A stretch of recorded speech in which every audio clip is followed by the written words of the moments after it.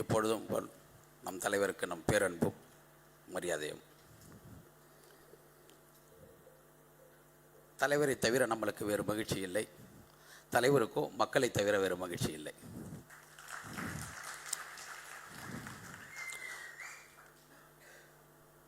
உயிர் சமூகத்தில் தன்னுடைய மொத்த மகிழ்ச்சியையும் விதைத்துவிட்டு அவருடைய விடுதலைக்காக காத்திருக்கின்ற மிகப்பெரிய ஜனநாயக தலைவரின் கைகளில் விருது வாங்குகின்ற ஜனநாயக கலைஞர்களை பாராட்டுகிறேன், வாழ்த்துகிறேன். நன்றி.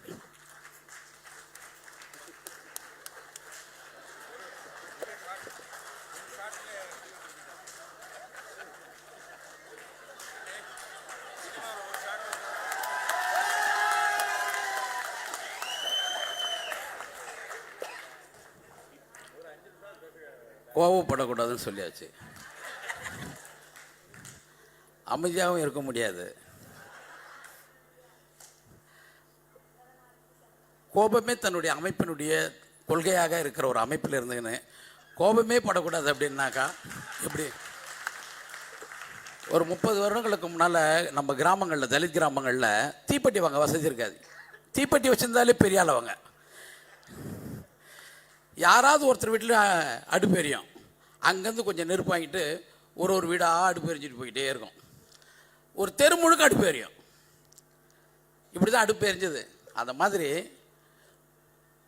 தலைவர்கிட்ட இருந்து கோபத்தை வாங்கி நாம் இந்த சமூகம் முழுதும் விதைச்சிட்டு இப்போ நீங்கள் கோபப்படக்கூடாதுன்னாக்கா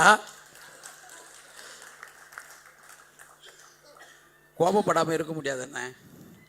ஏன்னா சுயமரியாதையோடும் வாழறதுக்கு கோபம்தான் மிகப்பெரிய உந்துதலாக இருக்கிறது என்று நம்புகின்ற ஒரு தலைவரை நிழலில் இருக்கிற நாங்கள் கோபப்படாமல் இருக்க முடியாது. ஏனென்றால்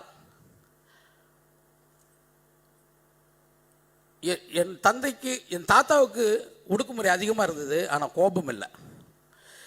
எங்கள் அப்பாவுக்கு ஒடுக்குமுறை கம்மியாக இருந்தது, ஆனால் கோபம் ஓரளவுக்கு இருந்தது.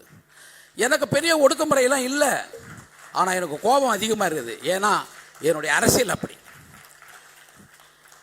ஒரு ஜனநாயக அரசியல். அது இப்போ இந்த விருதியை நான் என்னவா பார்க்குறேன்னா ஒரு ஜனநாயக விருதாக தான் பார்க்குறேன். இந்த திரைப்படங்களையும் இந்த எழுத்துக்களையும் இந்த கட்டுரைகளையும் என்னவா பார்க்குறேன்னா ஒரு ஜனநாயகத்துக்கான ஒரு உரையாடல்களை தான் பார்க்குறேன்.